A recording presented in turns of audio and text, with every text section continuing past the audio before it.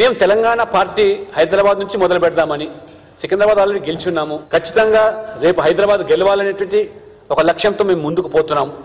ఆ రకంగా మిగతా పార్లమెంట్లో కూడా కార్యకర్తలకు ఉత్సాహం కల్పించడానికి, ఒక స్ఫూర్తినిచ్చేదానికి ఈ వన్ డే ఉన్న సందర్భంగా కార్యకర్తల సమ్మేళనం ఒకటి ఉంటుంది.